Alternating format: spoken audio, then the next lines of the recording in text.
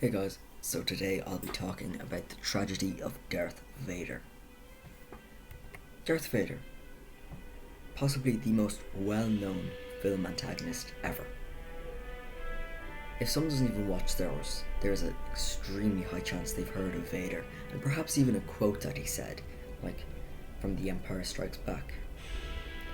Darth Vader was born in 41 BBY and was christened Anakin Skywalker. That was his birth name. His mother, Shmi Skywalker. He had no father. Some say that Darth Plagueis used the Force to influence the midichlorians to create his life. Others say Darth Sidious did it. Now, Anakin Skywalker was born to slavery and poverty on Tatooine. He worked in Watto's garage of sorts from a very young age. Now, Darth Vader's characteristics are well known. An extremely powerful saber duelist, an ex-Jedi powerful in the Force, and extremely loyal, a Jedi killer, and most of all, a cyborg. All of the prequel trilogy antagonists mirror him in these ways, in these traits. So let's have a look at that. So there is Darth Maul. Darth Maul, an extremely powerful saber duelist, loyal and obedient to Darth Sidious, the Lord of the Sith. Then there's Darth Tyrannus, or Count Dooku. Now, Count Dooku was an ex-Jedi. What really set him down the path of the dark side was how much the Jedi Order had changed from what it was. He had a very traumatic backstory as well. I might do a video on that. He was an extremely powerful Jedi, and when his Padawan, Qui-Gon Jinn, was killed, that set him down the path of the dark side, and that's when he left the Jedi Order. And he didn't believe in the Republic anymore, he believed it had grown corrupt. Then we have General Grievous. General Grievous, well, he's a cyborg. He's extremely powerful with a lightsaber, like Maul, and therefore like Vader, and is extremely feared by anyone and everyone, Jedi alike. He's a Jedi killer, but mainly he's a cyborg. Now you can see where these add up into Vader. Maul, loyal to Sidious and a lightsaber duelist, that's extremely powerful. Dooku, the fallen Jedi, powerful in the Force. Grievous, the cyborg, more machine than man, exactly like Vader. Now, Anakin Skywalker, let's have a look at his time in the Jedi Order before he became the Sith Lord we all know today. The Jedi Order at the time was at the height of its powers, and Qui-Gon Jinn inducted Anakin because, well, he believed him to be, the chosen one, as the prophecy states. Now, he took him under his wing and bargained with Watto to bring Anakin with him, which worked. But Qui-Gon had to leave Shmi Skywalker behind because in the circumstances he couldn't really get Shmi Skywalker as well. During Anakin's training, he was picked on by the other Jedi, by the other Padawans, because, one, he was a chosen one, which is sort of like the Jedi equivalent of a teacher's pet. He was a slave, which was another thing, another target on him, and he was also just older than them, which made them think that he was a bit stupider than them. So he never held any grudges against them for that, really. He just focused on his training. Now, I'm going to talk about Qui-Gon and Shmi and Anakin. Now, this is the dice rolled. Red for the woman, blue for the boy. That's what Watto said, I believe. It landed on blue, which is how Anakin was freed. There was really no way to free Shmi at that time. But if the Jedi just went back and saved Shmi years later, maybe just out of slavery, and told Anakin he wouldn't be so frustrated and angry all the time. Now, another thing that might have, changed the course of Star Wars would be if Qui-Gon trained Anakin and was still alive. You see, Obi-Wan was Anakin's brother, pretty much. He was a brother figure, but Qui-Gon was the father figure that young Anakin needed. See, Obi-Wan at the time was still a Padawan when he took Anakin under his wing. And he wasn't ready to train Anakin. He was ready to train another Padawan, but not the chosen one. He just wasn't ready for it. And if Qui-Gon trained Anakin, things mightn't have gone the way they went. Anakin was extremely loyal to not only the Republic, but the Jedi. In Revenge of the Sith, when Palpatine reveals that he is the Sith Lord, Palpatine asks, "Are you going to kill me?" Anakin replies, "I'd certainly like to." So we can see there is hatred for the Sith there, which can be sort of roughly translated as, loyalty to the Jedi.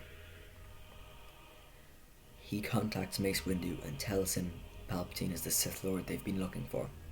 Palpatine, he's told by Mace Windu and a group of other Jedi Masters that he's under arrest. Anakin is made wait in the Jedi Temple. Here he's having a moral battle.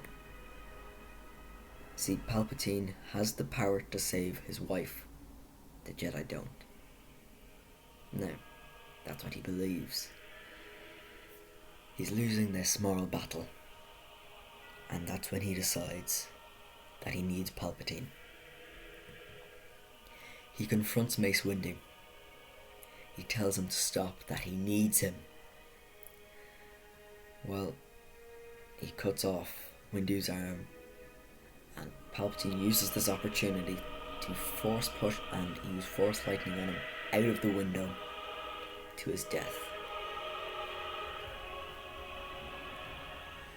We all know what happens next. Anakin is dubbed Darth Vader by Lord Sidious and is then tasked with killing the rest of the Jedi. Anakin and the 501st decide to attack Coruscant first because it's the nearest. He goes there and he finds all the Jedi and kills them. He then slaughters the younglings, which, I don't know, some people kind of find that funny, but it is really sad when you think about it, because the Padawans and younglings that we saw in the Clone Wars, that means they were killed too. Afterwards, on Mustafar, Anakin comes face to face with Padme after killing the Separatists. Now, this part is actually quite sad when you think about it, so let's just get the nice, sad Star Wars music.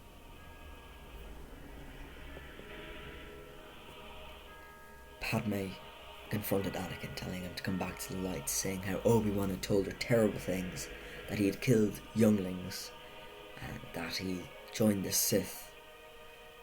And then Anakin saw Obi-Wan standing on the door of the ship. He force chokes Padme. She faints. And out of the hatred, he realises what he's done. He begins to break down, and he looks at Obi-Wan and he believes that not only just the Jedi have turned against him, but so has his wife and his best friend. He tells Obi-Wan that he's turned her against him. And Obi-Wan, at this point, he lacks sympathy. We all know what happens. The duel.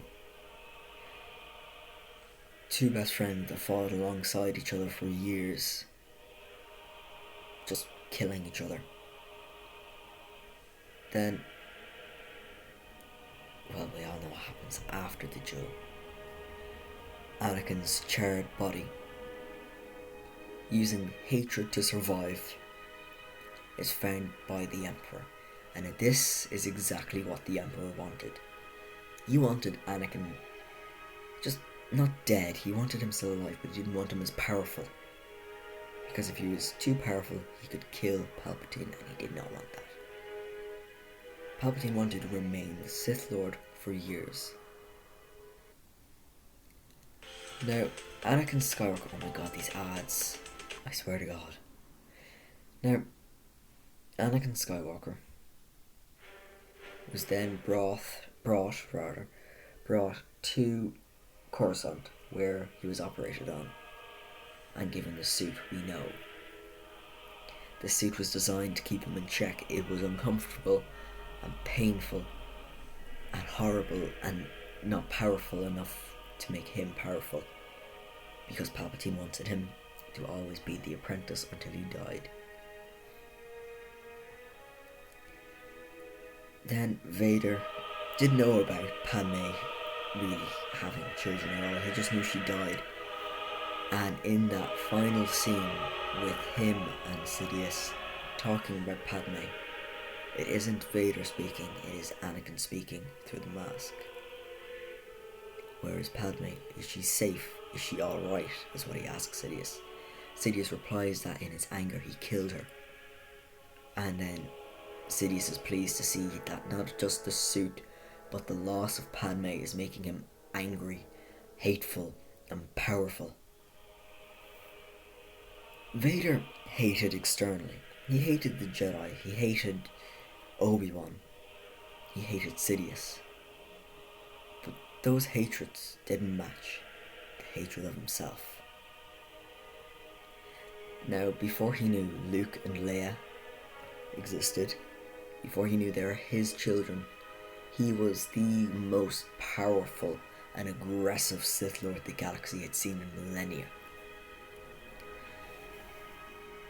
After the destruction of Alderaan, he got into his TIE Advanced and went towards what became known as the graveyard of Alderaan, where he got a jar and filled it with the debris of the planet.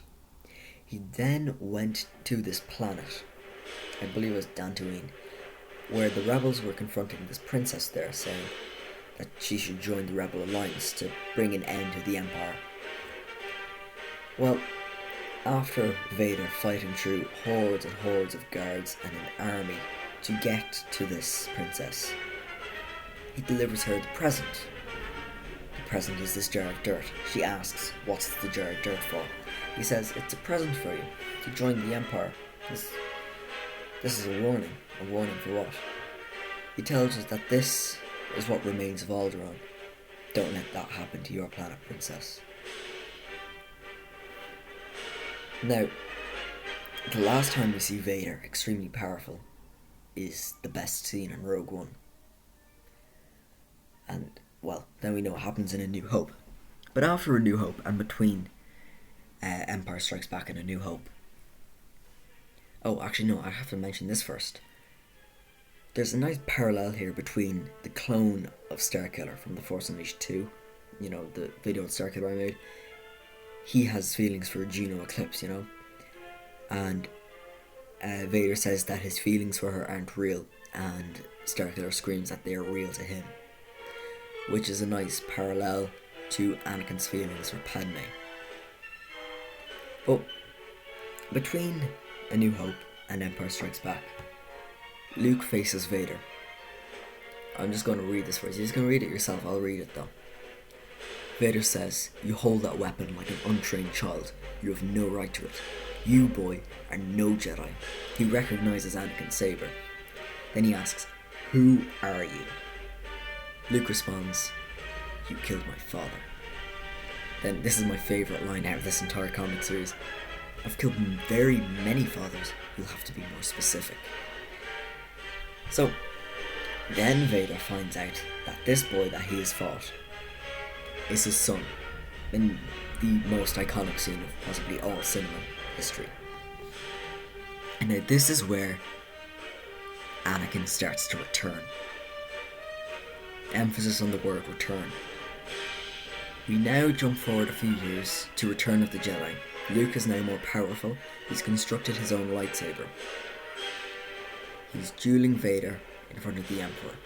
Vader knows that the Emperor will cast him aside like he cast aside Dooku, and Luke will become the new apprentice. Luke doesn't want to kill Vader, but he's just defending himself. He was trying to kill the Emperor, and Vader's sense of, well, his sense of loyalty to the Emperor causes him to block Luke's attack. And then a duel ensues. More ads. Oh my god.